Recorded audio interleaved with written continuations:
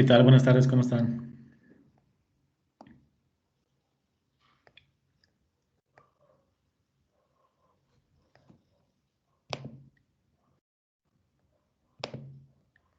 Hola, hola.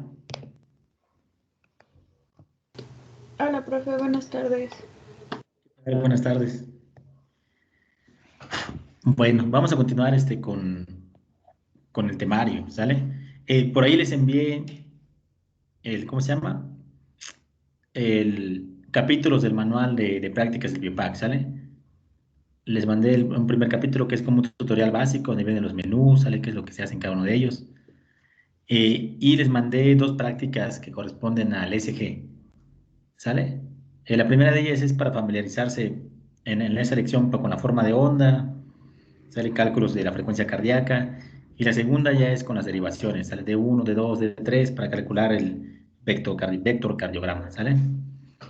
Entonces, nosotros vamos a hacer, pues vamos a combinar ambas, ¿sale? Y vamos a hacer un poquito de cada una. Ahorita por las condiciones de pandemia no podemos hacer todas las maniobras, por ejemplo, la que ven ahí, con la camilla y todo eso, solamente hay una camilla y va a ser un relajo estarla ahí, cambiando, ¿sale? Ahorita el objetivo no son tanto las maniobras, sino va a ser que ustedes se familiaricen, pierdan el miedo también a utilizar el equipo de adquisición que contamos en el laboratorio, ¿sale? El Biopac, ¿sale? Entonces por ahí, revísenlas bien antes de que vayan al laboratorio. Si pueden por equipo, imprímanlas.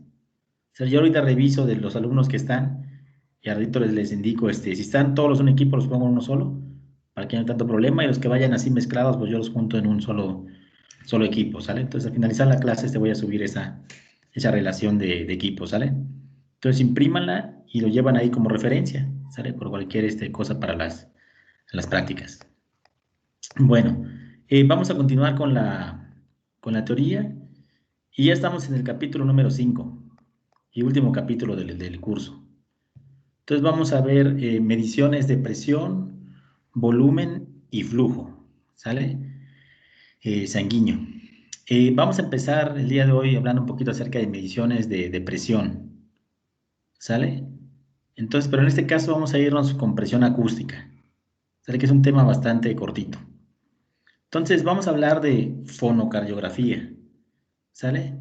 En inglés las siglas de ese son PCG, ¿sale? De phone, eh, con P, ¿sale? Y en español, pues fono, ¿sale? Con la F, ¿sale? Fonocardiografía, ¿sale? O fonocardiografía. Entonces van a encontrar las de ambas, ¿sale? FSG o PSG. En particular, nosotros, ¿de qué va a hablar esto? Pues va a hablar acerca de, déjenme ponerme mi láser por acá. Ahí está.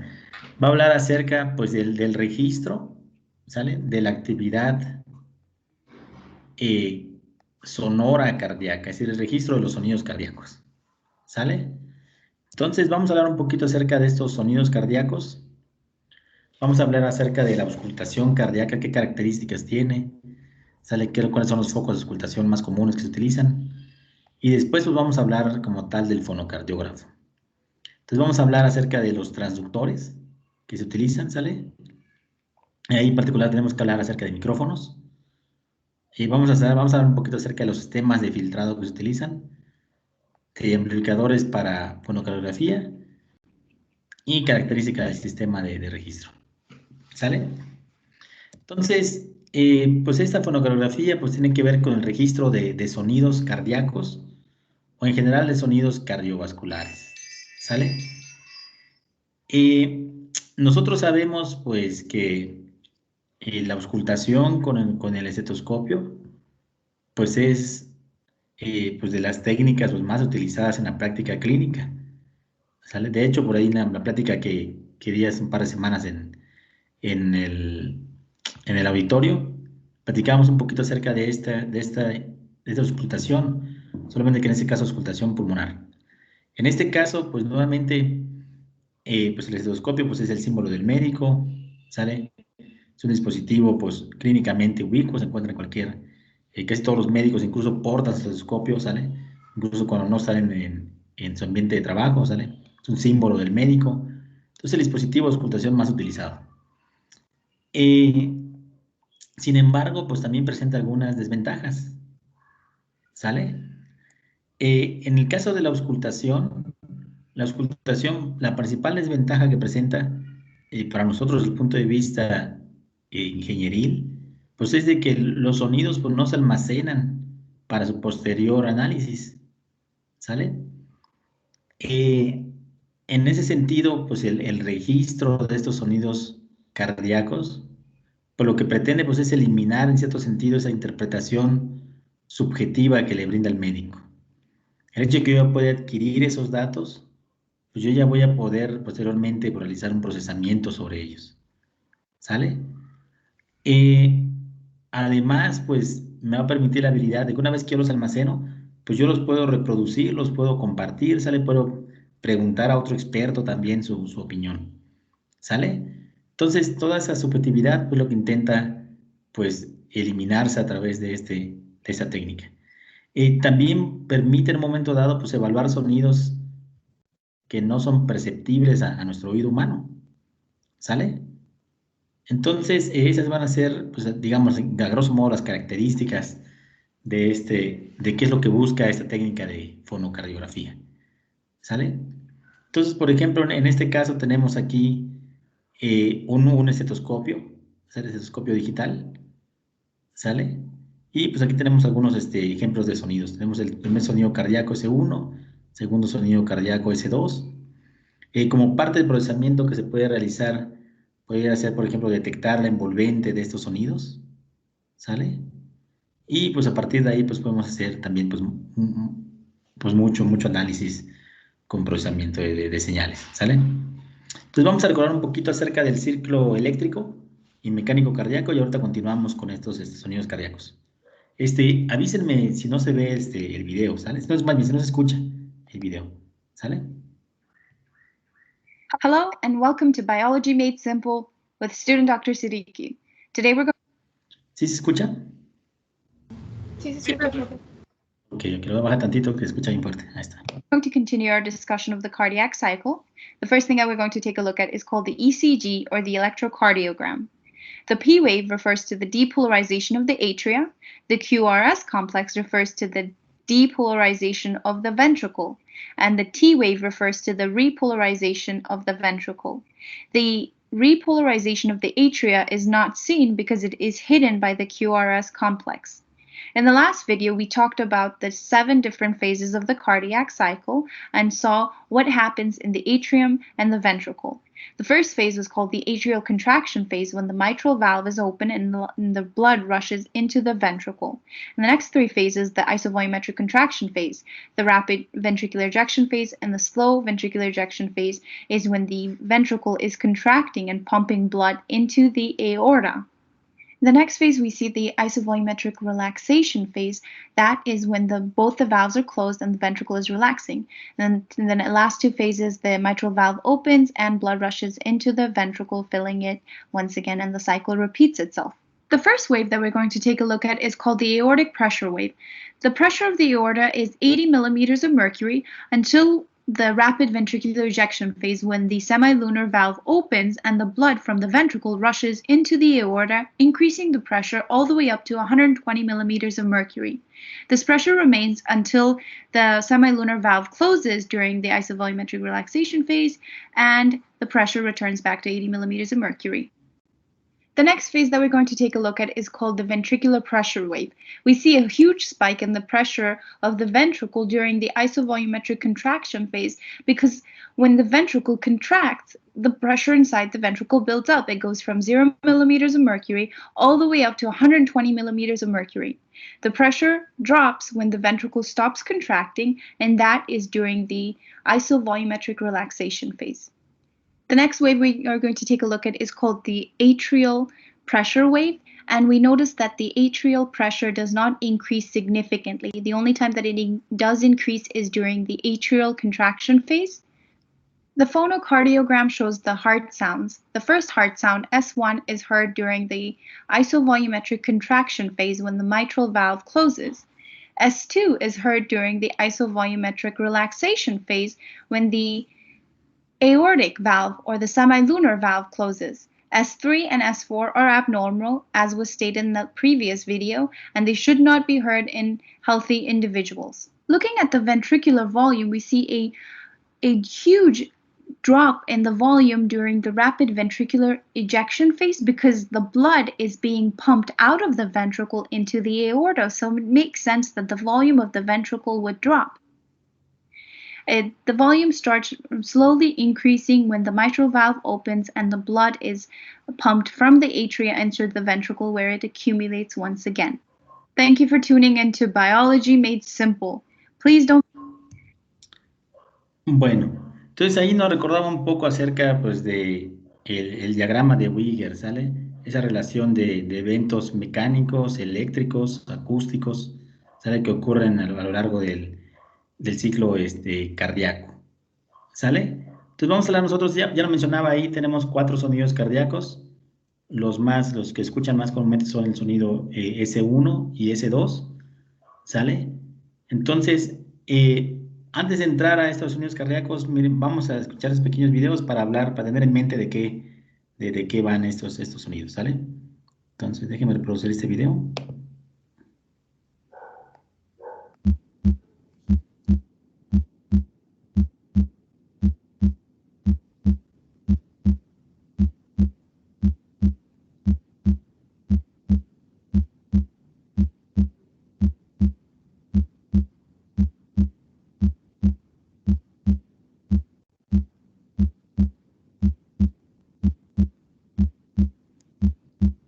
Entonces ahí tenemos ese sería un sonido cardíaco en sujeto normal, ¿sale? El famoso lub-dub, ¿sale?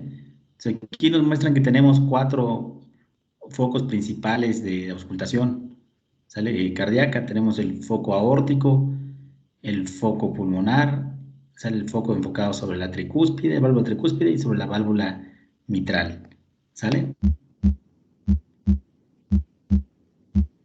Entonces, principalmente los sonidos cardíacos, pues están relacionados con el cierre de estas válvulas cardíacas, ¿sale? Entonces, lo que buscan esos focos de auscultación, pues es, digamos, pues tener pues un mejor sonido, o sea, o que el sonido esté amplificado en esa zona, ¿sale? Por ejemplo, el sonido pulmonar lo va a escuchar mejor en el foco de auscultación pulmonar y así nos vamos, ¿sale?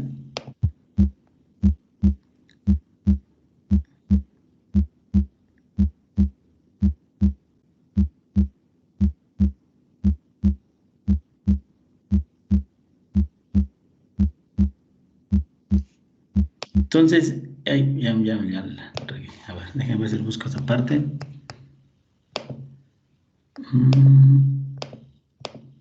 Aquí estamos.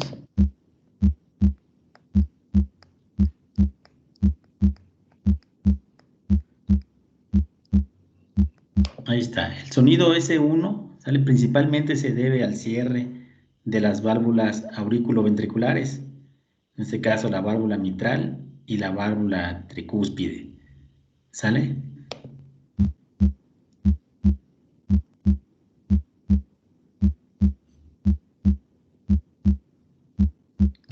Y el segundo sonido cardíaco pues se debe al cierre de las válvulas aórtica y pulmonar, ¿sale?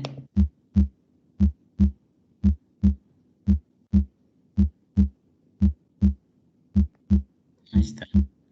Entonces, de esos sonidos vamos a estar hablando nosotros, ¿sale? ¿Qué características tienen? ¿Sale? ¿Qué instrumentos son los que se emplean? ¿Qué instrumentación biomédica podemos emplear para detectarlos adecuadamente? ¿Sale? Entonces, aquí tenemos nuestro diagrama de Wigger, ¿sale? O parte del diagrama de Wigger. Tenemos el primer sonido cardíaco, ¿sale? Principalmente causado por el cierre de las válvulas auriculoventriculares, la mitral y la tricúspide. Esas son las vibraciones que son de mayor amplitud, ¿sale? Y estos van a causar, pues, componentes audibles, ¿sale? Durante la sístole ventricular, ¿sale? Tenemos el segundo sonido cardíaco, ¿sale? Que está causado por el cierre de las válvulas sigmoideas o semilunares, en este caso la pulmonar y la aórtica, ¿sale? Durante la diástole ventricular, ¿sale? Lo que se sabe también hoy en día es que además de estos componentes valvulares, estos cierres, los sonidos poseen también componentes que se deben a vibraciones vasculares y de flujo de sangre al interior de las cavidades, ¿sale? Sin embargo, pues estas son de muy baja amplitud y clínicamente son difíciles de valorar. Entonces, por lo tanto, se emplean principalmente con fines de investigación, ¿sale? Tenemos un tercer sonido cardíaco, ¿sale? Que se debe a la tensión en la válvula mitral, ¿sale? Durante el periodo de llenado rápido del ventrículo, ¿sale? Entonces ahí esa tensión en la válvula mitral, en las cuerdas tendinosas, en los músculos papilares, ¿sale? Es la que va a producir esos sonidos. Es de menor intensidad que S1 y S2 y principalmente está presente en adolescentes y en niños, ¿sale? Y también es común que aparezca por ahí un cuarto sonido cardíaco, ¿sale? Durante la contracción auricular, generalmente se atribuye también a tensión en esas paredes de la aurícula, ¿sale? Se puede detectar en algunos niños, pero prácticamente es inaudible. Entonces, generalmente cuando se escucha este sonido, se asocia con algunas patologías. Ahora, además de estos sonidos, digamos, cardíacos normales, pues existen otro tipo de sonidos o ruidos que también se pueden agregar, como chasquidos, soplos, galopes, etcétera, ¿sale? Vamos a hablar un poquito más acerca del primer sonido cardíaco. Este primer sonido cardíaco, pues dijimos, principalmente está causado por componentes, ¿sale? Que tienen que ver con el cierre de la válvula mitral y la válvula tricúspide, ¿sale? Pero también se le suele agregar un componente de tipo muscular, ¿sale? Esas vibraciones en los vasos, el flujo de sangre interior de las cavidades, se modela mediante este componente que se conoce como el componente muscular del primer sonido cardíaco.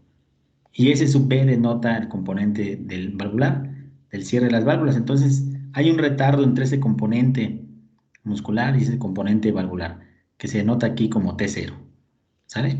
Entonces, es una forma de sintetizar esos sonidos, ¿sale? Entonces, miren, aquí se vería la representación tiempo-frecuencia de un primer sonido cardíaco. Entonces, este componente de acá, este que va desde un componente de baja frecuencia y va aumentando su contenido en frecuencia hasta que se mantiene después constante, ese sería el componente muscular. Y estas dos líneas horizontales que tienen acá, cuya intensidad va decreciendo, estos componentes de frecuencia constante, por ejemplo, este de 50 Hz y este de 150 Hz, corresponderían pues a los cierres de las dos válvulas, ¿sale? Entonces, pues así es como podríamos nosotros simular estos componentes. Tenemos acá nuestro componente muscular, cuyo contenido en frecuencia, vean cómo aquí cada uno de estos picos, ¿sale? Eh, pues, eh, pues en este caso difícilmente podríamos ver, ¿sale? Que su contenido en frecuencia, pues efectivamente está aumentando, ¿sale? Sí, quizá midiendo muy cuidadosamente, pues podemos ver que entre pico y pico se acercan, ¿no? Y luego a partir de ahí, pues ya se mantienen constantes, pero son muy pocos como para determinar eso. Entonces, un análisis en tiempo-frecuencia idealmente me debería demostrar eso. Para el componente valvular, que sería la suma de estos dos, pues aquí podemos ver el tiempo de retardo que hay entre uno y otro. Y luego aquí ya viene la suma de estas dos señales, ¿sale? Estas dos señales, ¿cómo se modelan? Se modelan. Se modelan mediante exponenciales decrecientes, o sea, con una amplitud exponencial decreciente y un contenido en frecuencia constante. Entonces tenemos aquí estos dos componentes valvulares. Cuando hago la suma de ambos, pues así es más o menos como uno puede sintetizar un primer sonido cardíaco, ¿sale? En cuanto al segundo sonido cardíaco, ahí también uno puede modelarlo, ¿sale? Igual un componente aórtico y un componente pulmonar. Existe un tiempo de retardo entre ambos componentes, ese que se denota aquí como T0. Ese T0 es el tiempo de retardo, en inglés se conoce como split time, ¿sale? Y en este caso, cada uno de esos componentes se simulan mediante sinusoidales, ¿sale? en este caso sinusoidales cuyo contenido en frecuencia varía, phi sub A o phi sub P, la aórtica o el pulmonar, y también pues una amplitud instantánea, ¿sale? Son variantes en el tiempo esos dos. Entonces, por ejemplo, aquí vemos que se modelan mediante funciones chirp. Acuérdense, chirp son funciones, son señales que varían su contenido en frecuencia con el tiempo. Entonces, en este caso tenemos que varían de forma exponencial, sale su contenido en frecuencia. Inicialmente tienen un mayor contenido en frecuencia, por ejemplo, el componente aórtico de 100 arranca, por ejemplo, por 200 Hz, y rápidamente disminuye hasta alcanzar estos 50 Hz. El otro componente arranca más o menos como de 150 y disminuye. Su mayor intensidad la presentan en la parte central, de acuerdo a esta escala de colores. Entonces aquí vemos el componente aórtico, ¿sale? Con el tiempo de retardo y el componente pulmonar. Entonces aquí vemos un sonido S2 simulado. Obviamente, y para poder discriminar, o uno de los intereses en esos sonidos cardíacos, pues es discriminar entre el tiempo de retardo entre el componente aórtico y el pulmonar. Entonces por ahí existen pues varias técnicas para tratar pues de determinar ese tiempo de retardo y separar los componentes, el aórtico, el pulmonar, de tal forma que uno pudiera en un momento dado valorar la función por separado de cada una de estas válvulas. ¿Sale? Entonces ahí vemos cómo podríamos en un momento dado simular esos sonidos cardíacos. ¿Sale? Y también, como le mencionaba, existen pues varios murmullos, ¿sale? Varias anormalidades en esos sonidos cardíacos. Déjenme mostrarles otro video donde nos van a hablar acerca de esos murmullos, ¿sale? When a healthy heart beats, it makes a lub-dub sound. The first heart sound, lub, also known as S1, is caused by the closing of the AV valves after the atria have pumped blood into the ventricles. The second heart sound, dub, or S2, originates from the closing of the aortic and pulmonary valves right after the ventricles have ejected the blood. The time interval between S1 and S2 is when the ventricles contract, called systole.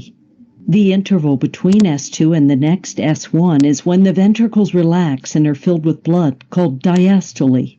Diastole is longer. Entonces, el tiempo entre el primer sonido cardíaco y el segundo sonido cardíaco denota la sístole, y entre el segundo y hasta el siguiente, el primero, denota la diástole. ¿Sale? Then systole, hence the lub-dub, lub-dub, lub-dub. Heart sounds are auscultated at 4 different sites on the chest wall, which correspond to the location of blood flow as it passes through the aortic, pulmonic, tricuspid, and mitral valves, respectively. This is how similar defects associated with different valves are differentiated. Heart murmurs are whooshing sounds produced by turbulent flow of blood. Murmurs are diagnosed based on the time they occur in the cardiac cycle, their changes in intensity over time, and the auscultation site where they are best heard. Examples of conditions associated with common systolic murmurs include mitral valve regurgitation, when the mitral valve does not close properly and blood surges back to the left atrium during systole. The murmur starts at S. ¿Sí se entiende el concepto de regurgitación?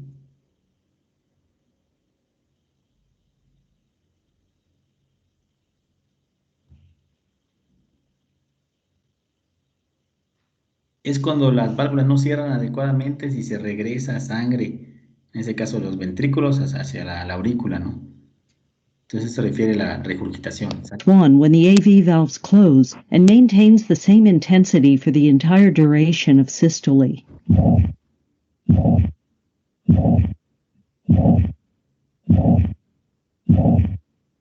This hollow systolic murmur is best heard at the mitral region, the apex, with radiation to the left axilla. On the other side of the heart, a tricuspid valve regurgitation has similar timing and shape, but is loudest in the tricuspid area, and the sound radiates up along the left sternal border. Aortic valve stenosis.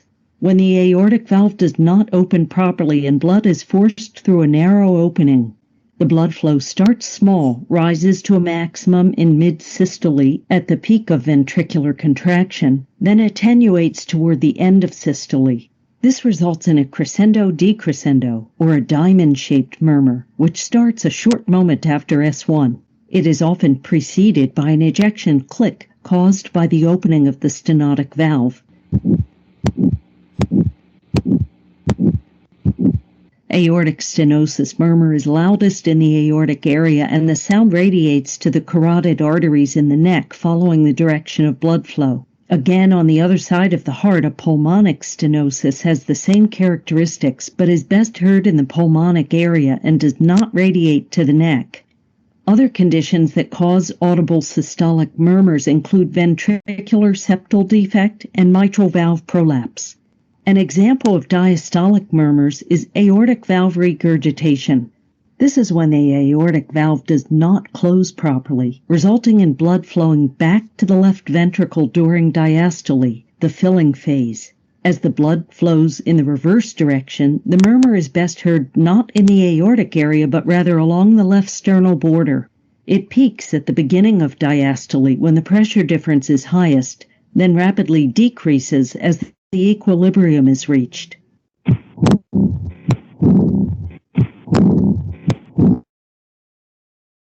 Common diastolic murmurs are associated with pulmonic regurgitation.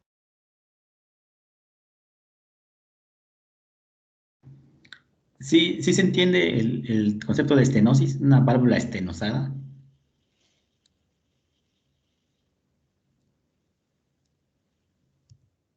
Sí, en este caso es que la válvula está pues muy rígida. When a healthy A diferencia de la otra, cuando tiene regurgitación, pues ahí por la válvula no cierra correctamente y hay un retorno de sangre. En este caso está muy rígida y pues la sangre pues, tiene ese sonido en forma de diamante que pues, ya sale el sonido de subida, el creciendo y el decreciendo, ¿no? Que llaman en ese caso.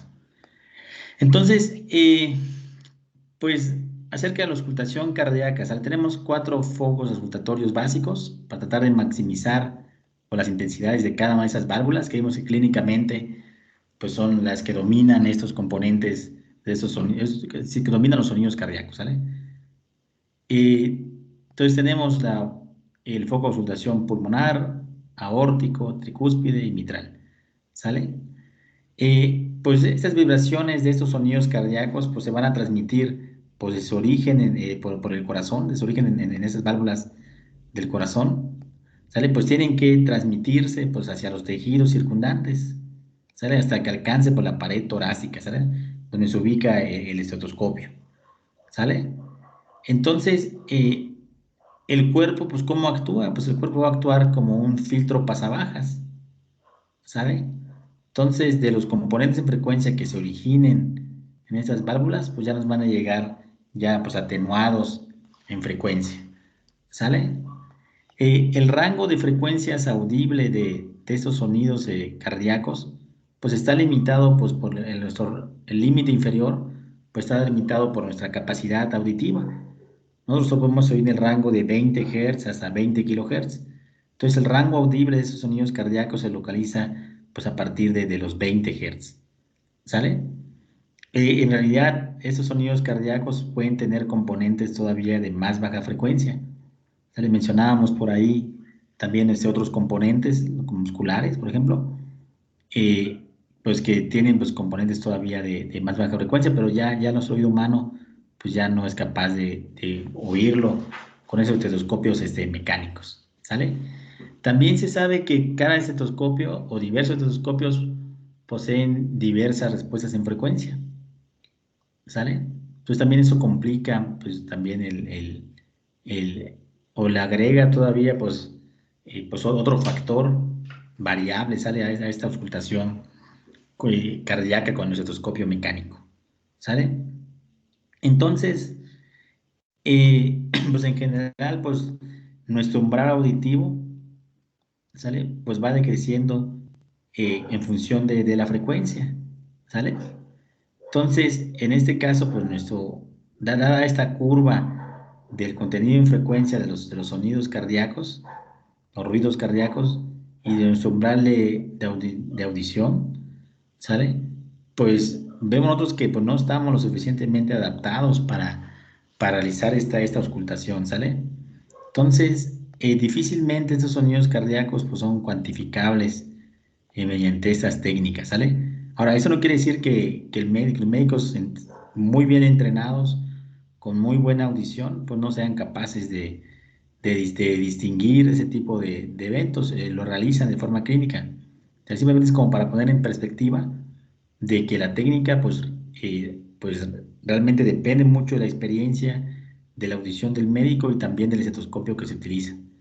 Entonces, para sobrellevar esas limitaciones, ¿sale? Sobre todo para cuantificar la información, es que se han propuesto sistemas electrónicos, sistemas de fonocardiografía, o en este caso PSG por sus siglas, o BCG por sus siglas en inglés, ¿sale? Eh, de tal forma que pues este registro de estos sonidos cardíacos pues va a permitir una evaluación cuantitativa de los mismos. Uno pudiera analizar la forma de onda. O sea, ya vimos ahí, nos hablaban en el video, pues diferentes morfologías que pudieran presentarse, ¿sale? Para diferentes murmullos, ¿sale? Tanto en la fase sistólica como diastólica. Se puede analizar, por ejemplo, también su contenido en frecuencia, ¿sale? Por ejemplo, ahí de interés resulta, ¿qué sucede cuando las válvulas están estenosadas, cuando están más rígidas? ¿Qué sucede con el contenido en frecuencia de esos sonidos? ¿Sale? Y también, como veíamos en la síntesis, el análisis tiempo-frecuencia. Sale que condensa la información, tanto el dominio del tiempo como el dominio de la frecuencia. ¿Sale? Entonces, pues este registro de de sonidos cardíacos, aunado también con el registro de otros eventos, de otras señales fisiológicas, por ejemplo, la señal de ECG, pues va a permitir relacionar, ¿sale? Estos eventos mecánicos, ¿sale? Con eventos eléctricos del ciclo cardíaco. Entonces, en un momento dado, pues el registro en muchas ocasiones se hace de forma simultánea, ¿sale? Se adquiere la señal por ejemplo, de pulso, la señal de ECG, la señal de sonidos cardíacos, ¿sale? Para tener ahí también, digamos, una referencia temporal, ¿sale? De estos eventos que ocurren en el ciclo cardíaco, ¿sale? Aquí vemos un diagrama bloques bastante simplificado de cómo sería un fonocardiograma monocanal, ¿sale? De un solo canal, ¿sale? Un solo micrófono. Entonces, pues inicialmente tenemos por ahí un micrófono. El micrófono pues va a ser pues el que se va a encargar de convertir esas vibraciones acústicas, ¿sale? En señales eléctricas, ¿sale? Que posteriormente pues vamos a poder nosotros pues amplificar, ¿sale? Entonces pasa por un proceso de amplificación, ¿sale? Pasa por un proceso de filtrado pasabanda en general, ¿sale? Que dice pasantes, pero en general es un filtro pasabanda que se le aplica, ¿sale? Y luego ya pasa ya por un amplificador, ¿sale? En este caso, este amplificador pues, se va a encargar, entre otras cosas, pues, de darle suficiente intensidad a los sonidos, de tal forma que se puedan registrar, ¿sale? O puedan ser también escuchados puedan ser audibles, ¿sale? Mientras está registrando, se está también ahí escuchando el sonido. En ocasiones también es común emplear un amplificador de potencia, ¿sale? Dependiendo de las características del sistema de registro que se esté utilizando, ¿sale? Eh, el rango audible de esos sonidos, en este caso de este fonocardiógrafo, ¿sale? Va de 20 a 20 Hz a 1 kHz, ¿sale? Entonces, por lo menos en ese rango, pues se busca que ese sistema, responde a una respuesta en frecuencia adecuada, ¿sale? Ahora, es común también, pues, que se le pida a estos fonocardiógrafos que trabajen en un rango de frecuencias todavía mucho más amplio, ¿sale? Para poder registrar intensidades que están fuera de estos límites audibles, ¿sale? Por ejemplo, lo que platicábamos al ratito de las válvulas, eh, de generación valvular o incluso el uso de válvulas sintéticas, pues pueden requerir de que nosotros tengamos requerido un sistema con una respuesta adecuada a mayores componentes en frecuencia, ¿sale? Entonces vamos a empezar a desmenuzar algunos de estos bloques. En el caso del micrófono, pues el micrófono es el que se va a encargar pues de convertir esas vibraciones sonoras, expresiones acústicas, ¿sale? Que se originan por estos sonidos cardíacos, ¿sale? La vamos a convertir en señales eléctricas, ¿sale? Para ello, pues en general, pues se realiza un proceso de conversión, digamos, en dos pasos. Primero, esas presiones acústicas, esos sonidos que viajan a través del aire y de este medio, ¿sale? Desde su origen, las válvulas, ¿sale? A través de todo el cuerpo, todas las estructuras del cuerpo, hasta llegar al micrófono, pues se tienen que trasladar de vibraciones sonoras a vibraciones mecánicas, ¿sale? Que van a ser registradas mediante alguna membrana o algún resorte, ¿no? Y luego esas vibraciones mecánicas, ¿sale? Son las que se van a transducir, ¿sale? A señales eléctricas, ¿sale? Entonces el micrófono se va a encargar de todo esto, desde las vibraciones sonoras hasta entregarnos señales eléctricas, ¿sale? Existen pues diferentes tipos de micrófonos, ¿sale? Que se emplean hoy en día, ¿sale? Cada uno de ellos pues emplea diferentes métodos para convertir estas variaciones en la presión del aire a una onda de sonido, ¿sale? Y a una señal eléctrica, ¿sale? Entonces, en general estos micrófonos pueden constar, por ejemplo, de dos masas, ¿sale? Podemos tener aquí primero una masa grande que conforma pues, un encapsulado, una caja, ¿sale? Y una masa más pequeña que va a estar oscilando en la parte interior, ¿sale? O en alguna protuberancia de esta caja, esa masa más grande. Entonces, en general, ¿esto cómo va a funcionar? Pues va a funcionar como un pequeño sismógrafo, ¿sale? Que está ubicado sobre el tórax de nuestro paciente, ¿sale? Deformaciones del resorte o la membrana, ¿sale? Pues se van a convertir en señales eléctricas, ¿sale? Por un transductor, en este caso, electromecánico, ¿sale?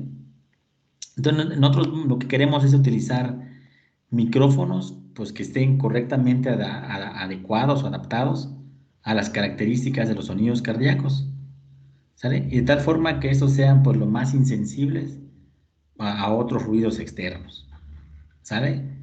Entonces, por ejemplo, ahí como interferencia para sonidos cardíacos, pues vamos a tener los sonidos respiratorios, ¿sale? Se pueden tener sonidos gástricos, ¿sale? Dependiendo el sitio de registro donde nos estemos trabajando, ¿sale?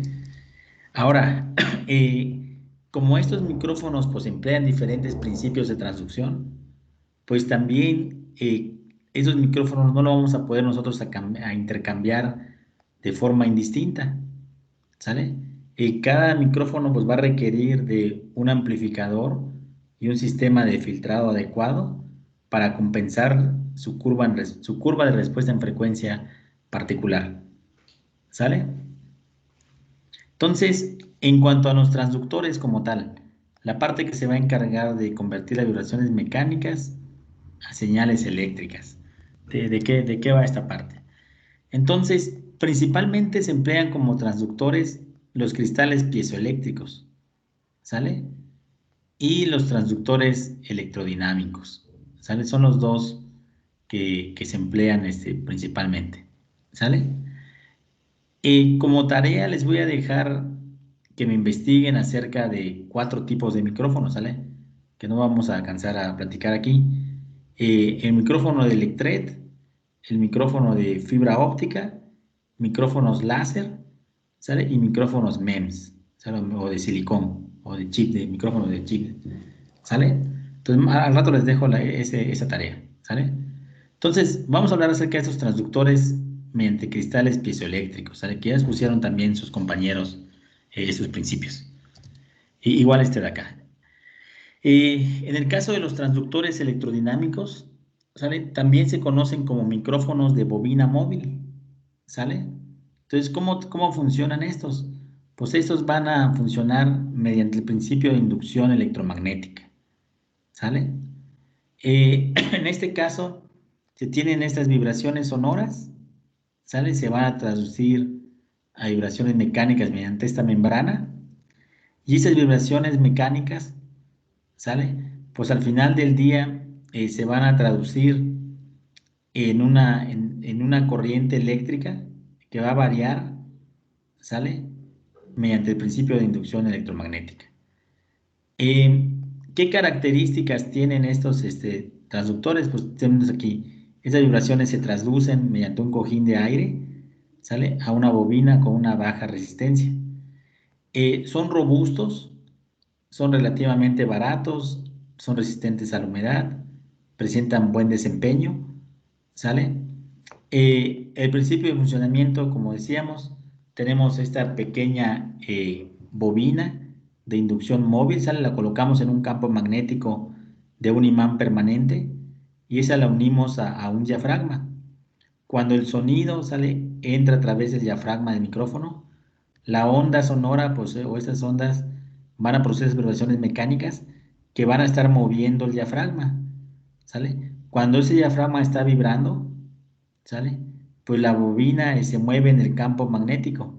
Entonces va a producir pues una corriente, ¿sale? Variable, ¿sale? En la bobina, ¿sale? Entonces serían los transductores electrodinámicos, ¿sale? Los otros tipos de transductores son los transductores de cristal piezoeléctrico, ¿sale? En este caso utilizan pues, el fenómeno de la piezoelectricidad, ¿sale? Como mencionaba su compañero, que es la capacidad que tienen algunos materiales para producir un voltaje cuando se someten pues, a un cambio o se someten a presión, a deformaciones, ¿sale? Entonces eso permite convertir en un momento dado esas presiones, esas vibraciones acústicas a una señal eléctrica, ¿sale? Ahora, por ahí le comentaba a su compañero que este fenómeno piezoeléctrico funciona en ambos sentidos, de tal forma que también si yo le aplico cierto voltaje, ¿sale? A estos materiales piezoeléctricos, pues también se produce una deformación. Voy a poder producir en un momento dado, pues, ondas sonoras, ¿sale? Presiones acústicas, ¿sale? Entonces también esos cristales piezoeléctricos es común encontrarlos tanto en micrófonos como en altavoces, ¿sale? Están compuestos de una cápsula, ¿sale? En este caso en forma de diafragma, ¿sale? Y dentro de esta se aloja otro diafragma curvo, ¿sale? En la cual se adapta el cristal, ¿sale? Entonces, este tipo de transductores presentan una amplia respuesta en frecuencia, ¿sale? Los transductores piezoeléctricos a menudo se utilizan como sensores de contacto, ¿sale? Entonces, en este caso, por ejemplo, aquí están acoplados por aire, tienen un cojín de aire, ¿sale? Mientras que estos de acá, pues, digamos, funcionan como micrófonos de contacto, ¿sale? Ahora, también por esas características, también se suelen utilizar para grabar sonidos bajo el agua, ¿sale? Entonces, pues también ahí van a encontrar ustedes esos cristales piezoeléctricos. Yo por ahí tengo pendiente una investigación que quedó inconclusa por temas de la pandemia y demás. Tenemos micrófonos nosotros, micrófonos de cristales piezoeléctricos resistentes al agua. Entonces por ahí queremos nosotros estudiar pues, cuáles son estas características de esos sonidos, ¿sale? De sonidos cardíacos, sonidos respiratorios, ¿sale? Bajo el agua. ¿Qué sucede con su contenido en frecuencia? ¿Sale? Y también en un momento dado, pues tener una alternativa en la cual me permita a mí, pues analizar también, por ejemplo, detectar la frecuencia cardíaca. Sí, si yo logro detectar estos sonidos bajo el agua, ¿sale? Pues mediante un filtrado puedo quedarme con los componentes, por ejemplo, de S1 únicamente. Y a través de esos componentes de S1, pues puedo detectar ahí un detector de picos y puedo detectar yo la frecuencia cardíaca. Entonces, en un momento dado, pues quizá para una persona que esté realizando actividades bajo el agua, pues nosotros podemos monitorear esa frecuencia cardíaca. Y no solamente eso, ya sabemos que podemos extraer la frecuencia respiratoria. O sea, entonces, en un momento dado podríamos nosotros pensar y pues detectar por ahí eventos, ¿no? Adversos que ocurran bajo el agua, ¿no? Incluso no solamente a partir de sonidos cardíacos, sino también de los sonidos respiratorios, sonidos traqueales. Ahora podemos detectar nosotros esa frecuencia respiratoria. Entonces Entonces, si detectamos, por ejemplo, que pues, la frecuencia respiratoria disminuye demasiado, se puede emitir una alerta, ¿sale? Si estamos en alguna alberca o algo así, generalmente los accidentes se ha reportado que ocurren pues en cuestiones así de algún descuido, ¿sale? Que tenemos ahí con nuestros hijos, pues por ahí mandar una alerta, ¿sabes qué? Pum, y ver qué es lo que está ocurriendo, ¿no? Entonces, por ahí está pendiente esa parte, pero ese tipo de cristales piezoeléctricos son los que permiten hacer detecciones, por ejemplo, bajo el agua. Entonces, según el tipo de medición, tenemos por ahí, pues, tenemos transductores de contacto y acoplados por aire, ¿sale? Entonces, en el caso de contacto son los que hacen la detección directamente sobre la piel, en este caso sobre la piel del tórax para los sonidos cardíacos, o cualquier otra región, por ejemplo, sobre la tráquea, sale en este caso sobre el cuello, sale el esternón, el manubrio, por ahí en la zona cercana, para sonidos respiratorios. Y tenemos también pues, transductores acoplados por aire, ¿sale? Entonces, en este caso, pues, eh, se tiene por ahí algún tubo elástico entre una campana, ¿sale? Que se fija sobre la piel y el transductor, ¿sale? Entonces, en este caso, la campana acústica, ¿sale? Vamos a imaginar, tenemos ahí el micrófono, tenemos esta campana y tenemos ahí ese tubo, ¿sale? Sobre el cual se va a fijar nuestro micrófono. Y existen estudios que indican cómo es que debe ser la cavidad, qué dimensiones debe tener la cavidad para que el sonido, pues digamos, al final del día se pueda dirigir adecuadamente al micrófono, ¿no? Entonces, por ahí hay algunos dispositivos que incluso, además, cuando están acoplados por aire, se les deja un vent, una pequeña cavidad, ¿sale? Para igualar la presión acústica, ¿no? Externa. Entonces, por ahí, esos serían los dispositivos acoplados por aire, ¿sale? Algunos términos que van a estar ustedes escuchando en caso de que se interesen por esta área de la fonocardiografía, ¿sale? El respirograma, que en este caso, fonorespirógrafo, en este caso sonidos respiratorios, ¿sale? Pues van a hablar ustedes de respuesta en frecuencia, ¿sale? Van a hablar de niveles de ruido de base, ¿sale? O niveles de ruido de piso, floor level, ¿sale? Máximos niveles de presión sonora, rangos dinámicos, sensibilidad o la ganancia de su transductor, ¿sale? En general, pues se tienen pues diferencias en la construcción de estos dispositivos, ¿sale? Entonces cada micrófono pues va a tener sus propias respuestas al sonido, ¿sale? Y esto pues hace pues que al final del día pues se tenga una diferente respuesta en magnitud y respuesta en fase, de forma que esas no son uniformes, ¿sale? Y además estos micrófonos pues no son uniformemente sensibles a la presión sonora, ¿sale? Entonces, por ahí se han hecho esfuerzos internacionales, ¿sale? Y a pesar de que se cuenta con un estándar para las especificaciones de los micrófonos, pues la realidad es que muy pocos fabricantes se adhieren a estos estándares. Entonces, de ahí que resulte complicado la comparación de los datos publicados de diferentes fabricantes, ¿no? Entonces ahí cada uno de ellos, pues es probable que reporte diferentes técnicas de medición, ¿sale? Entonces al final del día uno tiene que recurrir a la hoja de especificaciones y tiene que ver, pues si ese micrófono, pues presenta una respuesta adecuada para los sonidos que quiere estudiar, ¿sale? Eh, en este caso, por ejemplo, tenemos nosotros la respuesta en frecuencia, ¿sale? Es decir, en este caso, cómo es que se comporta la magnitud, cómo se comporta la fase, ¿sale? En función de la frecuencia. Entonces, en este caso, en esta respuesta en frecuencia, ustedes lo más común es que lo encuentren mediante algún diagrama en el cual se les presenta la sensibilidad del micrófono, en este caso, por ejemplo, decibeles o decibelios, ¿sale? en cierto rango de frecuencias, particularmente pues el rango audible de 20 a 20 kilohertz, ¿sale? La otra característica es el nivel de ruido de base, ¿sale? O nivel de ruido de piso, ¿sale? En este caso, ese es el ruido que crea el mismo voltaje de salida, ¿sale? Que en ausencia de algún sonido. Es decir, cuando no hay algún sonido, ¿cuál es ese voltaje de salida que me está entregando? Ese es mi ruido de base, ¿sale? Mi floor level, ¿sale? Entonces, esto pues representa pues el punto más bajo de nuestro rango dinámico del micrófono, ¿sale?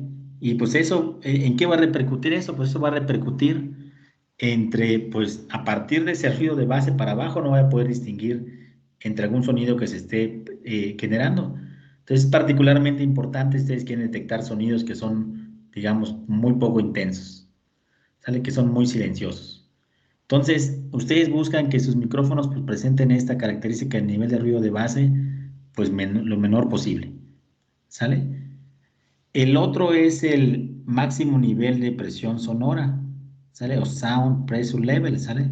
Entonces, en este caso, es el máximo nivel de presión que el micrófono puede aceptar, ¿sale? En este caso se mide, ahí valores de distorsión armónica, ¿sale? Entonces, en este caso, cuanto mayor sea el valor, ¿sale? Va a ser mucho mejor para su micrófono, ¿sale? Quiere decir que acepta todavía valores pues, muy, muy altos y todavía la distorsión, ¿sale? Pues es, está dentro del rango aceptable, ¿sale? Que alrededor más o menos es como de 0,5%. Eh, Sin embargo, pues también esos micrófonos que presentan valores de esos ese de máximos, valores de SPL, también tienen pues un mayor ruido de base, ¿sale? Eh, el rango dinámico simplemente va a ser la diferencia entre este máximo nivel de presión sonora y el nivel de ruido de base, ¿sale? La sensibilidad lo que les indica es que también convierte su micrófono la presión acústica en un voltaje de salida, ¿sale? Entonces, en un micrófono con una alta sensibilidad, lo que les está diciendo pues es que se va a crear o va a producir un mayor voltaje, ¿sale? Y por lo tanto, pues va a necesitar pues, posteriormente en sus etapas una menor amplificación, ¿sale? Eso también, quizá más que sensibilidad, el término de ganancia del transductor, ¿sale? Transducción. Entonces, quizá pues, ese término pues, sea más adecuado, ¿no? Que hablar de esta sensibilidad. En este caso, el estándar internacional lo que solicita pues, es de que el fabricante indique cuántos milivolts, ¿sale? Produce por cada pascal, ¿sale? O milipascal o micropascal, ¿sale? A 1 kHz, ¿sale? Entonces, en este caso, valores altos pues indican una mayor sensibilidad, ¿sale? Que es lo que ustedes buscan en este caso, ¿sale? Entonces, son algunos términos que van a encontrar ustedes cuando lean las hojas de especificaciones. Vamos a hablar ahora acerca de los sistemas de filtrado, ¿sale? Entonces, en general, pues nosotros se tienen pues diferencia de intensidades pues muy grandes, ¿sale? Que van desde el umbral auditivo, sale hasta el umbral de dolor, ¿no? Entonces, en general, se debe además de considerar, ¿sale? El rango de intensidades de sonido, ¿sale? En curvas isofónicas, ¿sale? ¿A qué se refiere estas curvas isofónicas? Son curvas con la misma sonoridad, ¿sale? Es decir, a partir de estas curvas, ¿sale? Cada una de ellas, es que se calcula, pues, qué relación existe entre la frecuencia, ¿sale? Y la intensidad en decibeles, ¿sale? De dos sonidos, ¿sale? Para que estos pues, sean percibidos como igualmente fuertes por nuestro oído, ¿sale? De tal forma que con todos esos puntos sobre estas curvas isofónicas, ¿sale? Todos ellos tienen la misma sonoridad, ¿sale? Los escuchamos igualmente fuertes. Por ejemplo, en este caso, para esta última curva que tenemos acá, ¿sale? Pudiéramos nosotros tener una intensidad, por ejemplo, a 100 Hz, ¿sale? Eh, perdón, a 1 kHz, ¿sale? Podemos nosotros tener una intensidad de 0 decibelios, ¿sale? Eh, y vean que ese lo escucharíamos igual de fuerte, ¿sale? Que un sonido con una frecuencia de 90 Hz, ¿sale? Pero a 40 decibeles, ¿sale? Entonces esas características pues tenemos que considerarlas nosotros, ¿sale? Además, no solamente eso, la amplitud del sonido audible de una señal disminuye en función de la frecuencia. Entonces nosotros debemos de mantener constante también esta intensidad del sonido. En otras palabras, nosotros tenemos que compensar esta caída de amplitud del sonido, ¿sale? En función de la frecuencia. Por ejemplo, en este caso, la línea punteada, aquí se muestra la caída de amplitud natural del sonido cardíaco en el pecho, ¿sale? Entonces, en este caso, eso es lo que buscan los sistemas de filtrado, ¿sale? Entonces, solamente mediante el empleo de filtros, pues es que ha sido posible pues, analizar los rangos de frecuencia de los sonidos cardíacos, su contenido en frecuencia. Entonces, vamos a emplear lo que se conoce como mallas de ponderación. ¿Sale? Esas mallas de ponderación van a ser bancos de filtros eléctricos, ¿sale? Cuya respuesta en frecuencia lo que va a hacer es tratar de igualar la respuesta en frecuencia del oído humano. ¿Sale? De tal forma, pues que nosotros ahora compensemos el hecho, pues de que el oído no capta con el mismo volumen sonidos con igual nivel de presión sonora a diferentes frecuencias. ¿Sale? Entonces, algunas de las mallas de ponderación que se emplean son los filtros de Weber y más. ¿Sale? En estos filtros de Weber y más están caracterizados por una frecuencia nominal. Eh, Según el criterio de Weber y más, la frecuencia nominal, ¿sale? De estos filtros se debe de calcular como aquella frecuencia a la cual la amplitud ya decayó al 10% de la amplitud a 500 Hz. Entonces aquí consideran 500 Hz como el valor asintótico, el valor máximo, y cuando la frecuencia ya decayó al 10% o menos 20 decibeles, pues en ese caso que se considera esa frecuencia nominal. ¿Sale? Dificultades con este sistema de Weber y más. Vean que en este caso las pendientes que se tienen pues son complicadas de obtener. Por ejemplo, ¿cómo obtendríamos una pendiente de 21.5 decibeles por octava o 15.5 decibeles por octava? Nosotros sabemos que para nuestros filtros de circuitos eléctricos, circuitos electrónicos, pues el orden del filtro, N, pues está relacionado con la pendiente de corte. Entonces, en general, para un filtro orden 1 tenemos una pendiente de corte de 20 decibeles por década. Para un filtro orden 3 tenemos 60 decibeles por década y así nos vamos. Entonces, la pendiente es n veces por 20 decibeles por década. O, en caso de octava, 6 decibeles por 6 por el orden del filtro, decibeles por octava. Entonces, en este caso, pues resulta complicado. ¿Sale? Eh, Aquí se habla de diferentes filtros, en este caso filtro T de bajas frecuencias, M1, M2 de frecuencias medias, ¿sale? Esta H de frecuencias altas, y un filtro G que llaman ellos semejante al oído, ¿sale? De tal forma que la relación entre amplitud de los sonidos cardíacos pues corresponda con la impresión que uno tiene con el estetoscopio, ¿sale? Entonces, esos serían los criterios de Weber y más, ¿sale? Eh, otro sistema, otra malla de filtrado son los filtros de Mannheimer, ¿sale? En este caso sí es un sistema de filtros por octava, ¿sale? Entonces, en este caso la frecuencia nominal ya está dada pues, por la frecuencia del sonido cardíaco, ¿sale? Que se registra con mayor amplitud a la salida del filtro, ¿sale? Entonces, ya todo se toma como referencia a la máxima amplitud de cada uno de los filtros. Y aquí sí, Ahora lo que se tiene pues son filtros pues que sí responden con eso de 20 por n decibeles por década o 6 por n decibeles por octava. ¿Sale? Por ejemplo, para este, digamos, que con ese 1, 2, 3, cuarto filtro que se tiene por acá, si nosotros seguimos el criterio de Weber y más, o sea, este de acá, cuando ya decayó al 10%, o sea, que sería esos menos 20 de decibeles, pues tendríamos una frecuencia nominal de alrededor de unos 100, 100, 110, 115 Hz, ¿sale? Sin embargo, en este caso, ese no es el criterio que utilizan los de Mannheimer, simplemente toma la máxima ganancia y a partir de ahí, pues empiezan a bajar con estos múltiplos de 6 decibeles por octava, ¿sale? O en ese caso, a tratar de compensar esa respuesta, ¿sale?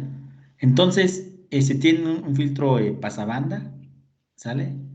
Y en este caso, se tiene, por ejemplo, para respuesta en frecuencia del pecho, se tiene una caída de menos 12 decibeles por octava. Entonces vamos a utilizar un filtro, ¿sale? Que aumente, que compense esa caída. Entonces se le mete un filtro de 24 decibeles por octava, ¿sale? Entonces en el caso de los filtros de Mannheimer, se trabajan con frecuencias nominales de 25, 50, 100, ¿sale? 200, 400, ¿sale? Hertz, que serían las octavas, cada que se dobla la frecuencia, ¿sale? Y estos se distribuyen uniformemente sobre el rango de frecuencias de los sonidos cardíacos. Todos los filtros en este caso pues presentan la misma pendiente de corte, ¿sale? Son filtros de cuarto orden, ¿sale? De 24 decibeles por octava, ¿sale? Entonces son dos criterios ahí que se pueden utilizar. En cuanto a los sistemas de filtrado, pues en la práctica clínica, pues por ahí se utilizan pues un conjunto de filtros pasaltas, ¿sale? Donde se va incrementando gradualmente las frecuencias de corte y las pendientes de corte. En este caso, pues lo complicado es que la elección es cualitativa, ¿sale? Se van aplicando filtros sucesivos, se van observando los resultados, ¿sale? De registro en sujetos normales y en sujetos con patologías, ¿sale?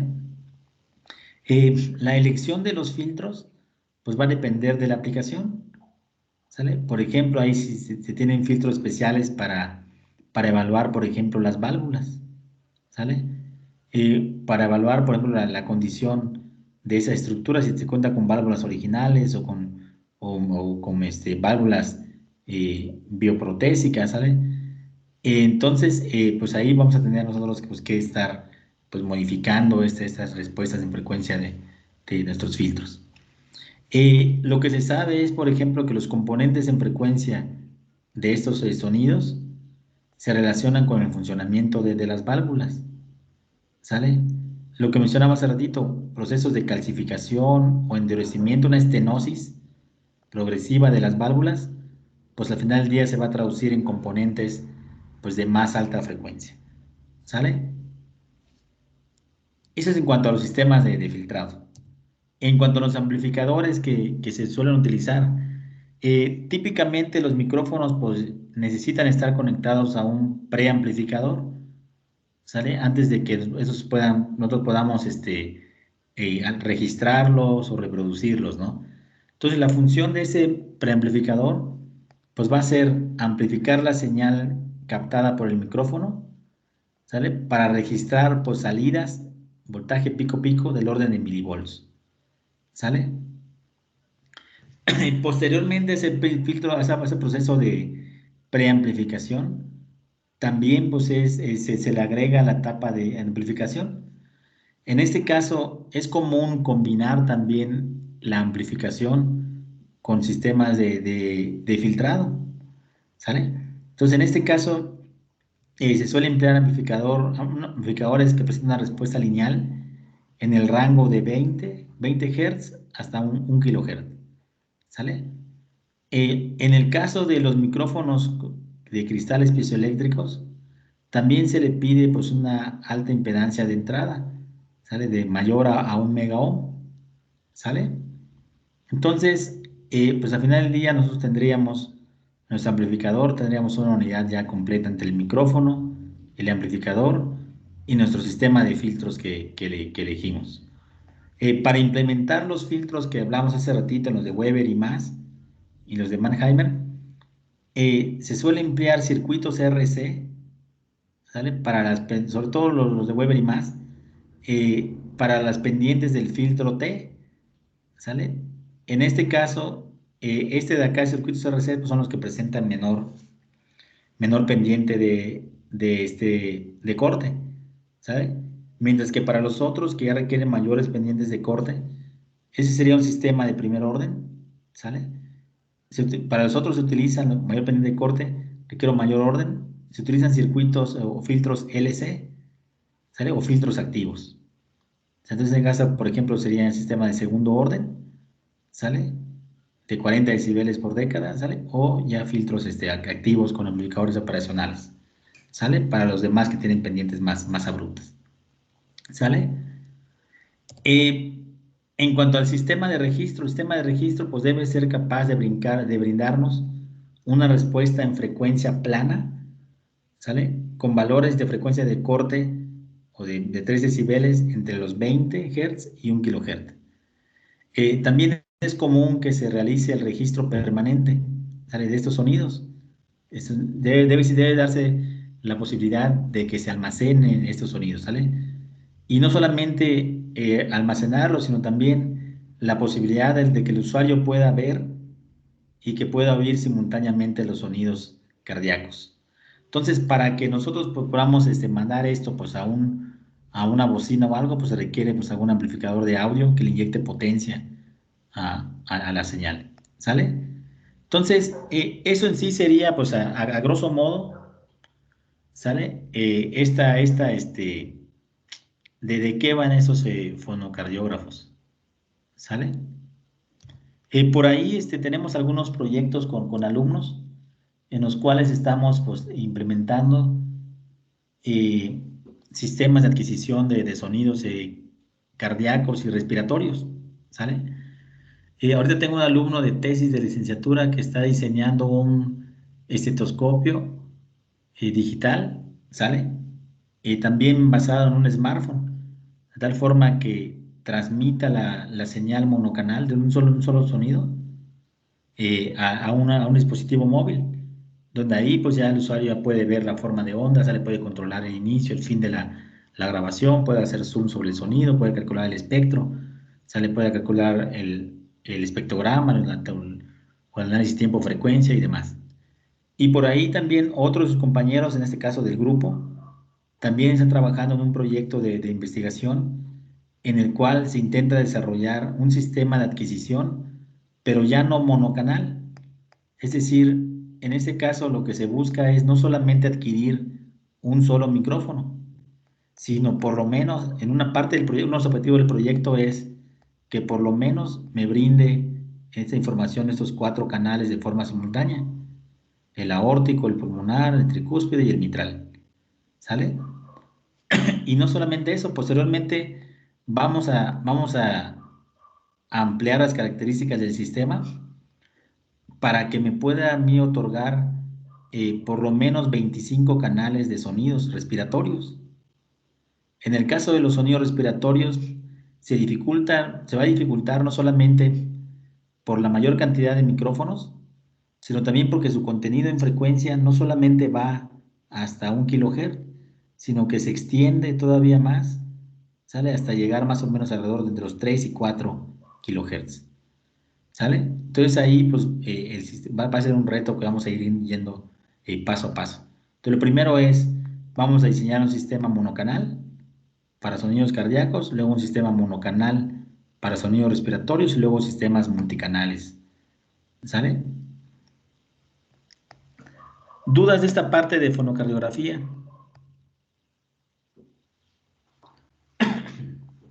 Pensé que iba a ser más rápido, pero sí lleva tiempo.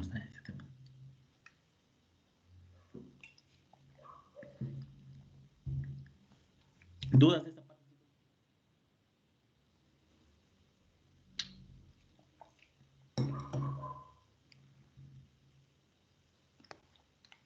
Ahora, esto es lo clásico que se realiza, ¿sale? Sistemas como este de acá. ¿Qué más se le puede hacer? Pues le pueden meter ustedes, pues, ya un chorro de procesamiento, Digital Signal Processing, ¿sale? DSP, pueden meterles allá bloques que le permitan, por ejemplo, realizar un filtrado adaptable. Eh, por ahí, en algún momento dado, leí eh, un estetoscopio digital que le metían ellos filtrado adaptable una señal de referencia para cancelar activamente el ruido. En ese caso ellos lo enfocaban para el traslado de pacientes en helicópteros.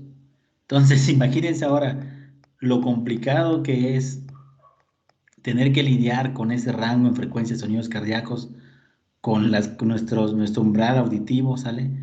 Y aparte sumarle todo el ruido del helicóptero, todo eso, ¿no?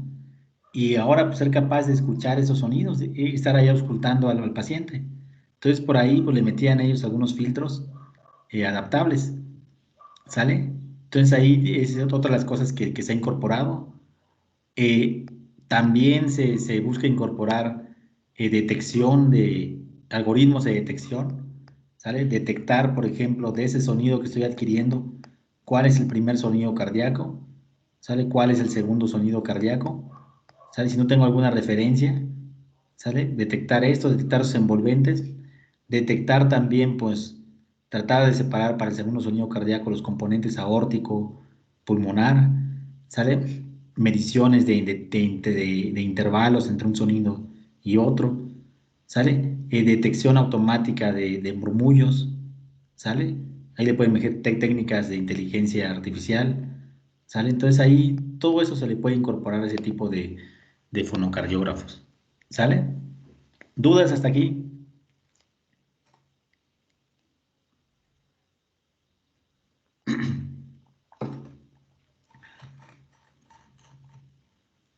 Bueno, entonces si alguien está interesado en esta parte, pues igual nos puede escribir y por ahí siempre tenemos algún proyecto en el cual se pueden incorporar, ¿sale? Y si alguien también por ahí tiene alguna piscina que nos quiera prestar, adelante para que podamos terminar el estudio de analizar los sonidos cardíacos y respiratorios bajo el agua. Es algo que estamos muy interesados en finalizar. Teníamos una alumna, pero pues se vino esta parte de la pandemia y ahorita pues ya se graduó. Hizo su examen de GEL y ya se mudó de ciudad.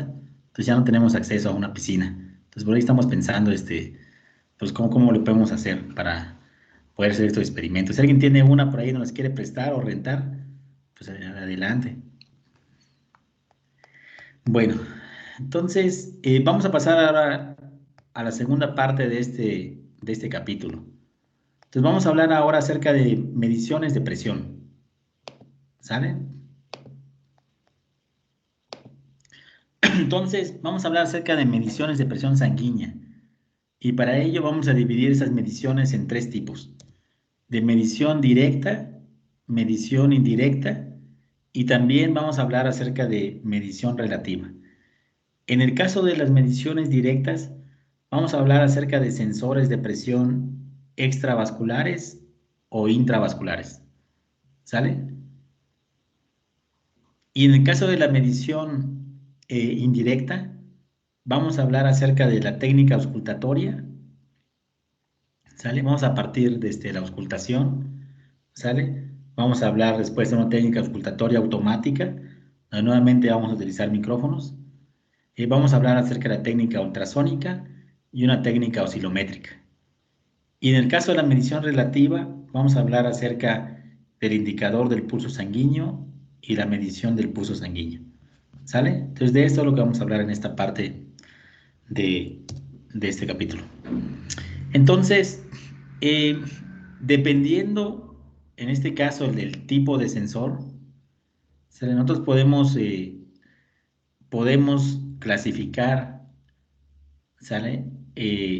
Nuestros sistemas de medición de presión sanguínea como métodos directos o métodos indirectos, ¿sale?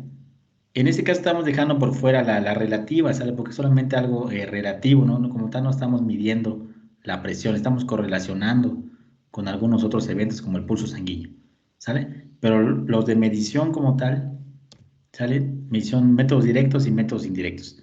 En el caso de los métodos directos, en este caso, pues la medición se debe realizar al interior de los vasos sanguíneos, ¿sale? ¿Qué ventajas ofrece esta técnica? Que nos permite un registro continuo de esta presión sanguínea. Si nos va a otorgar ahí este registro pues, continuo de esa presión, formas de onda, ¿sale? De la presión. Limitaciones de esta técnica, pues es un método invasivo y pues en un momento dado va a estar limitado por la condición del paciente, ¿sale? Por el otro lado tenemos los métodos indirectos.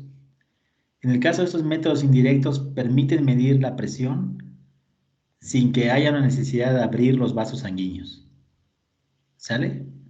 Entonces, desventajas de esta técnica es que solamente nos va a ofrecer dos valores instantáneos de presión, el valor sistólico y el valor diastólico, ¿sale? Entonces, vamos a recordar un poquito de qué va esto de la presión sanguínea, y ahorita comenzamos a desmenuzar todo este asunto. Blood pressure.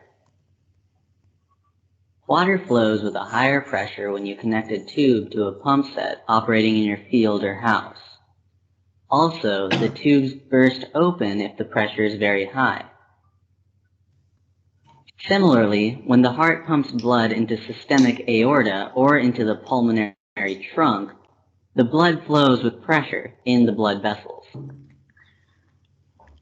The pressure with which the blood flows in the blood vessels is called the blood pressure, usually called BP. Arteries receive blood from the heart, so blood pressure is higher in the arteries. The blood pressure gradually decreases as blood flows into capillaries. When this blood is collected into veins, blood pressure is greatly reduced. So, blood pressure is less in the veins when compared to the arteries. Blood pressure is measured by doctors using an instrument called the sphygmomanometer.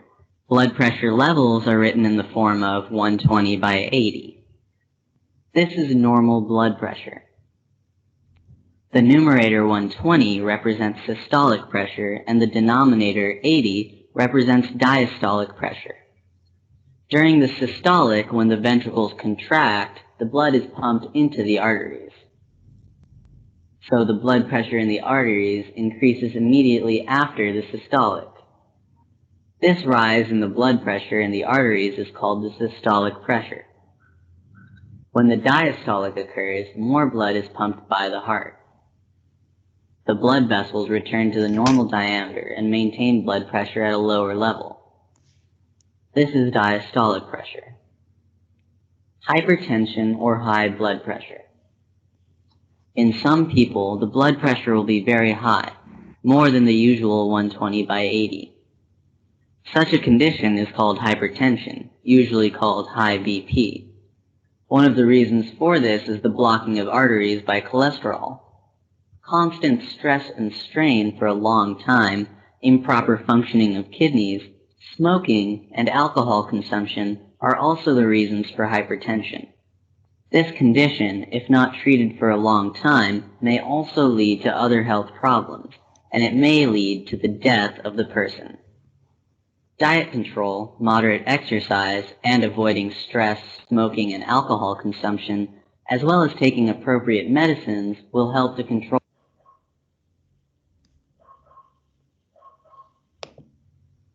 blood pressure. Bueno, se trabó el video por alguna razón, pero bueno, y ahí ya nos habla un poquito de qué es la presión sanguínea, ¿sale? Qué es la presión sistólica, la presión diastólica, ¿sale? Una presión sanguínea alta, una presión sanguínea baja, ¿sale? O hipotensión o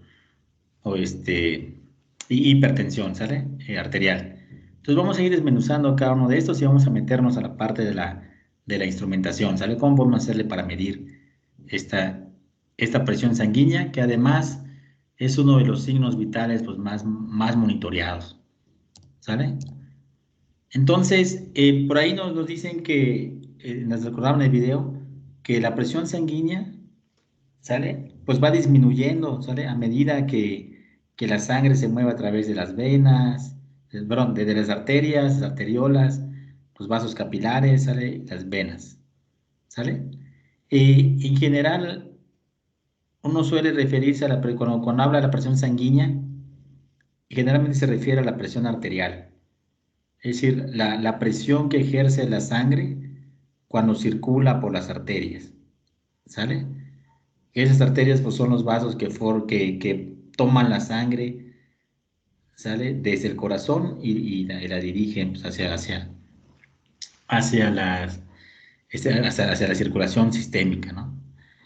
Eh, los valores de esta presión sanguínea se expresan de forma tradicional en milímetros de mercurio, ¿sale? A pesar de que muchos dispositivos modernos pues ya no emplean este mercurio, o sea, el mercurio pues, es altamente tóxico, ¿no? Entonces, en este caso se debe pues, a que clásicamente se utilizaba un esfigmomanómetro, ¿sale? El cual utilizaba pues, una columna de mercurio, ¿sale? Para reflejar la presión, ¿sale? De forma, digamos, clínica, desde la clínica, desde el punto de contacto, pues esta medida esa toma de esta presión arterial, pues se realiza de forma no invasiva, ¿sale? E indirecta. Entonces, en ese caso, los valores que uno puede tener, pues son como mencionaba en el video, los valores máximos, que es la presión sistólica, y mínimos, que sería la presión diastólica, ¿sale? Y a partir de ellos, pues uno hace un cálculo para obtener, por ejemplo, la presión arterial media, ¿sale? O Mean Arterial Pressure, MAP, ¿sale? Entonces, eso sería así como un panorama, ¿sale? Global. Sin embargo, pues esta presión sanguínea no solamente puede ser presión sanguínea arterial, sino también puede tener un componente venoso. Entonces ahí pues, hay que hacer distinción entre ambas, ¿sale?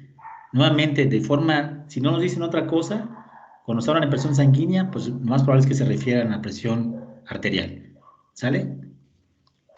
¿Cómo es que se genera esta presión? Pues cuando la sangre circula a través de esas paredes de los vasos sanguíneos, pues va empujándolas contra las paredes, esa es la presión que uno va a detectar. Tenemos nosotros que pues, el corazón pues, contrae de forma rítmica, ¿sale? En particular el corazón izquierdo, ¿sale? Pues, o el ventrículo, en particular el ventrículo del corazón izquierdo, pues produce variaciones de presión pues bastante amplias, ¿sale? Que van desde valores mínimos de 2 a 10 milímetros de mercurio hasta valores máximos de 120, 150 milímetros de mercurio. Sin embargo, estas grandes oscilaciones pues ya no van a estar, a estar presentes en el arco de la aorta, ¿sale? ¿Por qué? Porque por una parte, pues se cierra la válvula aórtica después de la contracción ventricular. Entonces, esto evita pues que disminuya de forma abrupta, ¿sale? Los valores de presión, ¿sale? A los valores ventriculares, ¿sale? Ahora, la aorta también, las paredes de esta aorta son muy elásticas. Quiere decir que almacenan energía durante la contracción. Y esa energía almacenada, pues es la que se usa en un momento dado para impulsar la sangre, ¿sale? Hacia la circulación periférica, ¿sale? Conforme avance hacia la periferia, pues se observa pues una caída de presión, ¿sale? Entonces, hay una caída en las arteriolas, hay en los capilares, de tal forma que aquí se manejan ya alrededor de 10 milímetros de mercurio, ¿sale? Entonces, al momento de que continúa la sangre por su regreso, por las vénulas, por las venas, ¿sale? Mayores hacia la aurícula derecha, pues ya por aquí ya se tienen valores de presión entre 2 y 4 milímetros de mercurio, ¿sale? En el ventrículo derecho, ¿sale? Pues ahí vamos a poder tener valores de la presión sistólica entre unos 20, 30 milímetros de mercurio, para la diástole de 2 a 6 milímetros de mercurio, y finalmente pues pasamos nosotros al ventrículo izquierdo, ¿sale? Donde nuevamente ahí tenemos los valores que habíamos dicho, ¿sale? De 2 a 10 para los valores mínimos y de unos 120 a 150 para los máximos, y se repite el ciclo, ¿sale? Entonces, nosotros podemos distinguir dos tipos de presión sanguínea: presión sanguínea arterial y presión sanguínea venosa, ¿sale? La presión sanguínea venosa, ¿cuál sería? Pues es la presión que ejerce la sangre contenida en los vasos venosos, en las venas, ¿sale? En general, esta presión venosa es más baja que la presión arterial, ¿sale? ¿Por qué? Pues porque por el gran volumen de sangre, ¿sale?, que manejan estas venas. Además, la distensibilidad de las venas pues es más grande, ¿sale? Entonces eso también pues influye en la presión, ¿sale? A diferencia de lo que sucede con la presión arterial, la presión venosa es mayor en la periferia y menor en los grandes vasos cerca del corazón, ¿sale? Entonces, son algunas de las características que tienen. Entonces, tenemos ahí una presión venosa central, ¿sale?, que existe en la aurícula derecha, en las grandes venas del tórax, y una presión venosa periférica, ¿sale?, que existe en las venas extratorácicas, fue fuera del tórax, ¿sale? Entonces, esta presión venosa periférica en general es mayor que esa presión venosa central, ¿sale? Obviamente esto va a variar también en función de la vena que se mida, de la postura del cuerpo, ¿sale?, de la distancia que se tiene de esa vena, ¿sale?, al corazón, ¿sale? Y por el otro lado tenemos nosotros la presión arterial, ¿sale?, que es la presión sanguínea en las arterias, ¿sale? Esta presión arterial es la que uno puede registrar fácilmente, ¿sale? Sin mayor esfuerzo, de manera indolora y a un costo mínimo, ¿sale? Entonces, es más, incluso a quién de nosotros no le han ofrecido que le toman la presión sanguínea cuando va caminando por la calle, cuando está esperando el camión, o se va a meter al Walmart, ¿sale?, a una plaza. Entonces, por ahí, pues esto de acá, pues esa es la presión que le están tomando, la presión arterial, ¿sale? Y eso que, todas las características que tiene, pues ha llevado a que tiene ventajas tanto para los pacientes como para los médicos. Es decir, se cuenta con un sistema de control, pues que es fácilmente disponible y del cual pues, se reconoce también su utilidad, ¿no? Mencionaban por ahí en el video valores de presión arterial normales en adultos más o menos del orden de 120 sobre 80 milímetros de mercurio, siendo la más grande la de 100, digamos el numerador es, sería la presión sistólica de 120 y la diastólica de 80, ¿sale? A partir ya de valores de 140 sobre 90 ya se habla de hipertensión arterial, ¿sale? Ahora, la forma de onda de presión. Por ahí ya habíamos hablado nosotros acerca de esta forma de onda, ¿sale?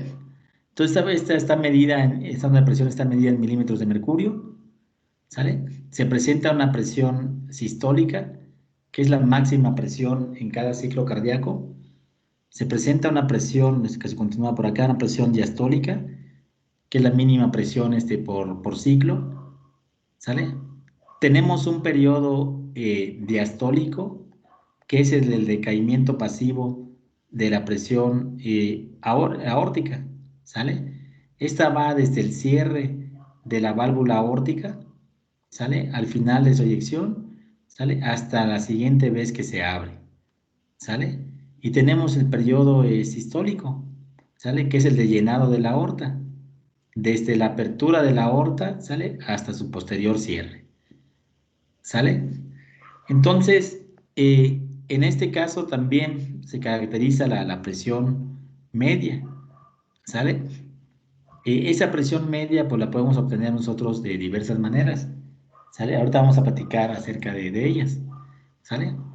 En cuanto al modelo de decaimiento, ¿sale? Exponencial, este decaimiento se ha modelado como un decaimiento pasivo con un modelo o un circuito RC de primer orden, ¿sale? Un decaimiento de tipo exponencial, ¿sale? Que es ese modelo de Wilkinson, ¿sale? Y ya un poquito más hablando de los componentes, tenemos ahí tres fases. Tenemos la fase sistólica, ¿sale? En la cual está caracterizada pues, por este rápido incremento, ¿sale? En la presión hasta que llegamos a un valor máximo, seguida de un rápido decremento, ¿sale? Entonces esa sería la fase sistólica. Tenemos la presencia de esta onda dicrótica. Esta onda dicrótica lo que representa es precisamente ese cierre de la válvula aórtica, ¿sale? Y tenemos la fase diastólica, ¿sale? En este caso la fase diastólica, otra vez caracterizada por este rápido, eh, por ese escape de la sangre, ¿sale? Hacia la circulación periférica, ¿sale? Ese descenso, ¿sale? Eso sería en cuanto a las fases, fase sistólica, fase diastólica y tenemos ahí la onda dicrótica. También se suele separar en dos ramas, ¿sale? Una rama, la rama de subida, que se denomina la rama, la rama anacrótica, ¿sale? Y la rama de bajada, que sería la rama dicrótica. ¿Sale? Dicrótica viene ahí de estos dos latidos que uno podría tener, ¿sale? En realidad son dos latidos, ¿sale? Esta onda dicrótica pues viene de ese cierre de la válvula, ¿sale? Ese pequeño regresito ahí que tenemos ahí, ¿sale? En cuanto a las presiones, tenemos la presión sistólica o systolic blood pressure, ¿sale? Es BP, ¿sale? Tenemos la presión diastólica, diastolic blood pressure, y tenemos la presión arterial media, ¿sale? Mid, ¿sale? Arterial pressure, ¿sale? Entonces, en general, aquí vemos una forma de onda, ¿sale? Ya repetida, ¿sale? Esas son formas de onda, digamos, cuasi periódicas.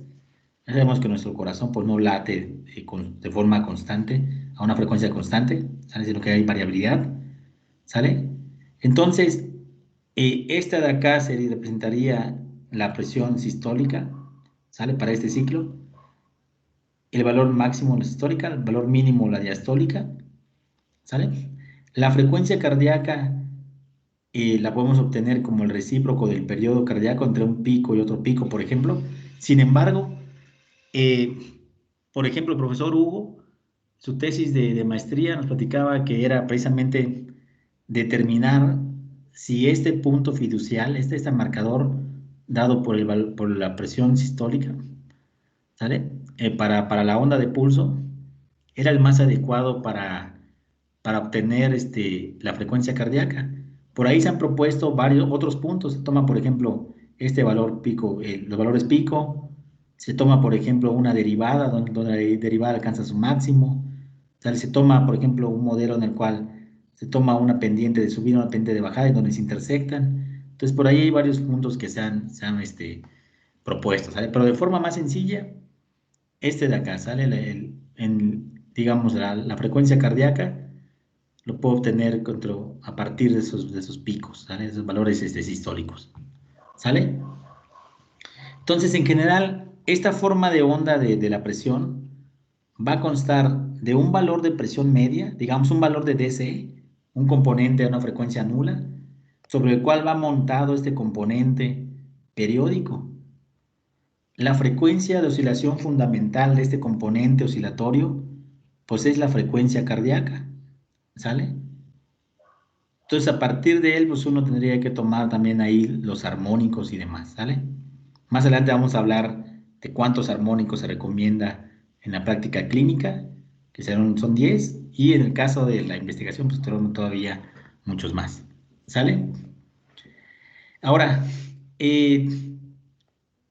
la diferencia de depresión entre la presión sistólica y la diastólica es lo que se conoce como la presión de pulso, ¿sale? O pulse pressure, ¿sale? Entonces la diferencia que hay acá, digamos que es la presión pico-pico, ¿sale? Pulse pressure, ¿sale? Presión de pulso. A partir de estos valores, ¿sale? Se ha propuesto estimar la presión arterial media, ¿sale? Mediante esta relación de forma aritmética. La presión arterial media es igual a la presión diastólica, a este valor de aquí de referencia, más 1/3 de la presión de pulso, de la diferencia entre la sistólica y la diastólica. ¿Sale? Esa sería una forma de estimarlo. ¿Qué desventajas presenta esta forma aritmética? Pues la desventaja es, vamos a considerar, por ejemplo, estas dos formas de onda de presión que tenemos acá. Notablemente, pues las dos son diferentes, ¿no? En este caso, si yo sigo esa ecuación aritmética, pues yo diría, pues como esa es la presión diastólica, la sistólica, ambas formas de onda tienen la misma presión sistólica y diastólica, pues entonces ambas me deberían de dar la misma presión arterial en media, ¿sale? Sin embargo, en este caso, pues la que tiene mayor presión arterial media, pues es la segunda. La primera de ellas, pues tiene una menor MAP, ¿sale? Entonces, este método aritmético, pues no resulta adecuado, no toma en cuenta la morfología de las señales. O sea, solamente toma esos valores así puntuales, ¿sale? Entonces, ¿cómo podemos calcular esta presión arterial media? Pues es el promedio, ¿sale? Es el área bajo la curva que está en un ciclo, en un periodo, ¿sale? Entonces yo la puedo calcular mediante cálculo, ¿sale? Puedo calcular cuál es esta área bajo la curva. Entonces la puedo calcular como 1 sobre el periodo, la integral sobre un periodo de la forma de onda, en este caso de la presión, ¿sale? Esto de acá, esa área bajo la curva, ese valor promedio, ¿a qué corresponde además? ¿Quién me dice esta ecuación de acá? Los que llevaron conmigo, a ver, de señales y sistemas. Esto de acá, ¿a qué corresponde, chicos? Este valor de DC, ¿cómo lo podemos calcular? Sin que nos lo digan acá, nosotros como ingenieros, ¿qué decimos que es eso?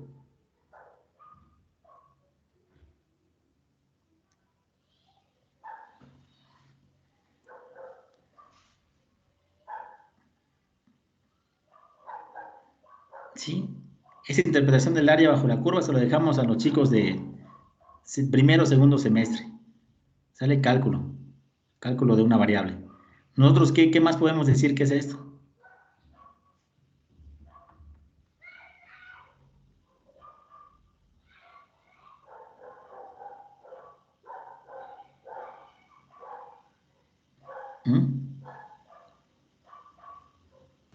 ¿Mm? Podría ser una transformada inversa. Ajá. ¿Y qué componente de frecuencia estás viendo en esa transformada de inversa? ¿Inversa de qué, además?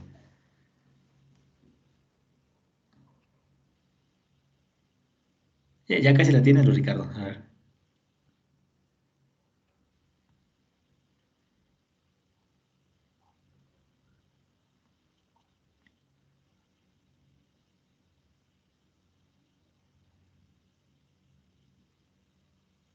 Vean que este de acá no es la transformada inversa, sino esta de acá es la transformada de Fourier, solamente que evaluada para una frecuencia nula, es decir, la frecuencia omega igual a 0 para el valor de DC.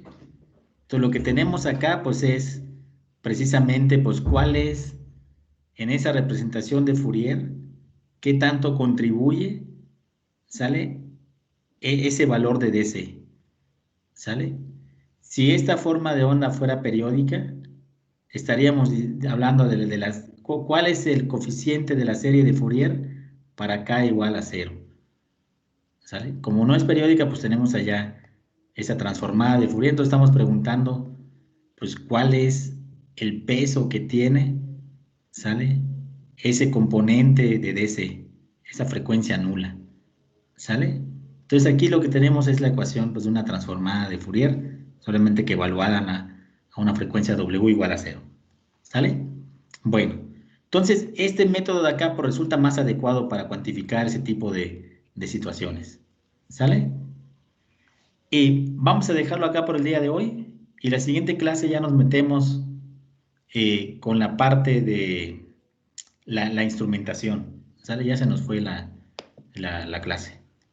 Entonces, chicos, a los que los voy a ver el miércoles, a ratito les subo la relación, ¿sale? Las 18 personas que van a ir, ¿sale? Les subo los equipos, voy a tratar de agruparlos con los que han estado trabajando.